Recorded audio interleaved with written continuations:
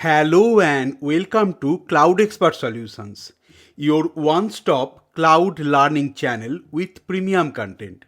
In this module, we are going beyond the basics of Route 53 and diving into advanced concepts that are frequently tested in the AWS Certified Solution Architect Associate Certification exam.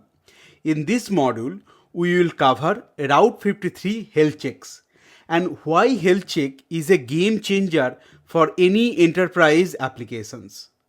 Before concluding the module, we will review some exam style questions. On behalf of the Cloud Expert Solutions team, I would like to thank you for joining us and selecting this bootcamp. Let's jump in. Let's start with the main topic, that is Route 53 health check. Route 53 health checks allow you to monitor whether your endpoint is healthy or your backend servers are capable of processing requests. Let's understand the process using a diagram. Route 53 sends a request to your backend resource like an Amazon EC2 instance or an S3 bucket. AWS has around 15 global health checks from US East 1, US West 1, US West 1 and other AWS regions. Route 53 constantly polls every 30 seconds for standard mode, or if you are paying extra, then it can poll every 10 seconds. It sends GET request to health API, that means /health API. Route 53 health checks can monitor endpoints using HTTP, HTTPS or TCP protocol. If your server replies with a HTTP 200 or any valid 2xx or 3xx responses, it's considered healthy. If any resources fails to respond correctly 3 times in a row, it marks as unhealthy. And then Route 53 immediately stops sending request to that unhealthy resource. Instead, it sends the request to any healthy backend that is available within your environment. Health checks are very important, especially for failover routing or weighted routing techniques. We have discussed different Route 53 routing policies in the previous module. There are 3 types of health check currently available with Route 53. The first one is endpoint check. It monitors a specific IP or domain. That means if I want to test my web server at a specific IP is responding or not, then I will use endpoint checks. The next type is calculated health checks.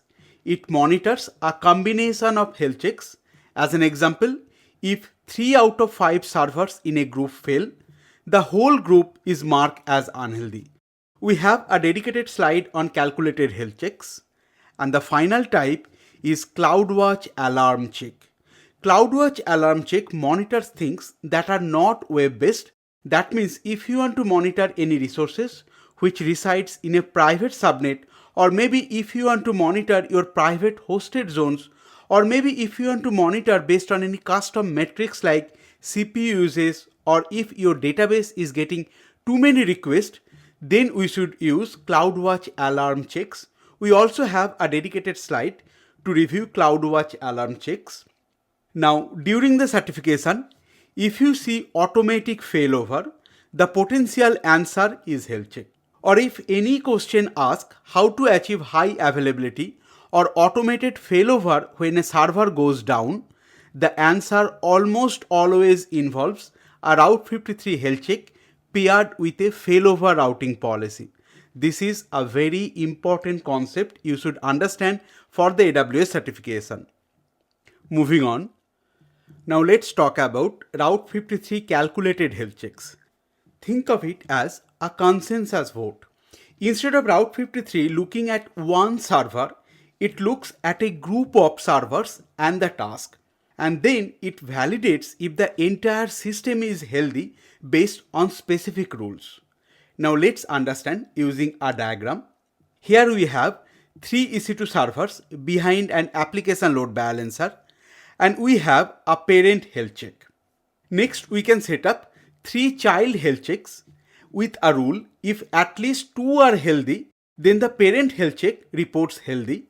Using this technique, during any maintenance activity, one failure won't cause your whole system to look unhealthy.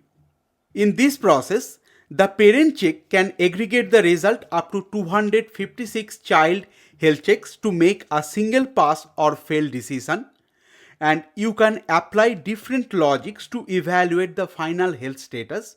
You can use either and, that means the final check will be healthy only if all the checks pass, or you can use a or condition, that means if at least one passes it will consider healthy, or even a not operation. The final check will be considered healthy if a specific check fails. While configuring the health checks, you can define a health threshold, which is the minimum number of health checks that must be healthy for the parent checks to stay healthy. I know it's a very complex concept. Let's understand using an example. For our scenario 1, we have considered threshold equal to 1. That means we have 3 web servers.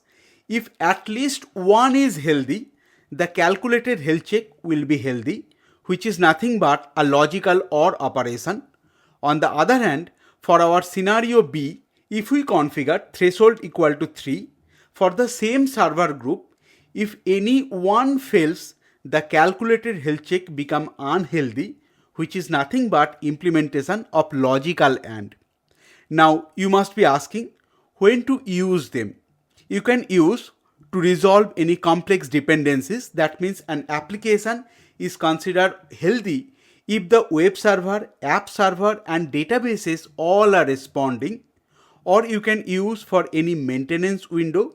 You can take a server down for any maintenance activity without triggering a full DNS failover, as long as enough number of servers remain healthy in that group. Or even you can create any advanced failover technique, like you want to monitor multiple regional endpoints and only failover to a backup region if the entire primary region's calculated health fails below a certain point. Now let's review Route 53 health check for private resources or private hosted zone. A Route 53's standard health check live on the public internet, and it cannot see into your private VPC, or it cannot monitor any private resources. To monitor private resources like an EC2 instance with only a private IP, you must use CloudWatch metric based health checks. Now let's understand using a diagram. You can use CloudWatch metrics like CPU usage, status check failed for an EC2 instance, or RDS latency, DynamoDB throttling based on your use cases. Then you can create a CloudWatch alarm that triggers if the resources become unhealthy. Then you can create a Route 53 health check of type CloudWatch alarm, and Route 53 simply watch the status of that alarm. If the CloudWatch alarm goes into alarm state, Route 53 consider the record as unhealthy and it will fail over to your secondary resources. Now, during the certification exam, if any question asks how to perform a health check on an on-premise server connected via VPN or on a private EC2 instance, the standard HTTP or TCP based health check won't work because it cannot cross into the private network. In that case, you must select the option that uses CloudWatch alarm to trigger the Route 53 health check. Please remember this concept for your certification exam. Now let's review some exam style questions that you may see during your certification. The question is saying an application's health depend on 3 distinct components: a web server, an application server, and a legacy database. For the application to be considered available, both the web server and the application server must be healthy, or the legacy database must be healthy.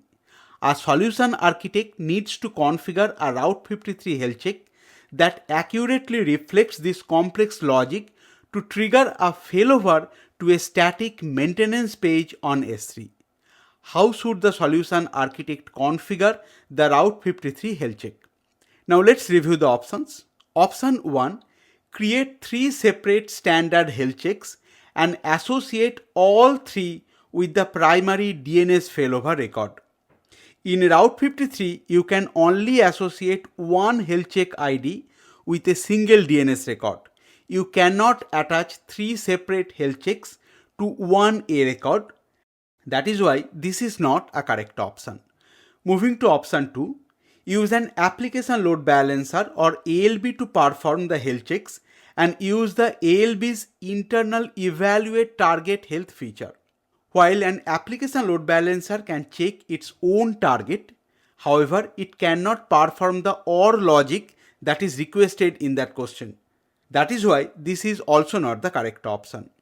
Moving to option 3, create 3 child health checks for each component and a parent calculated health check using a health threshold to satisfy the OR and AND logic.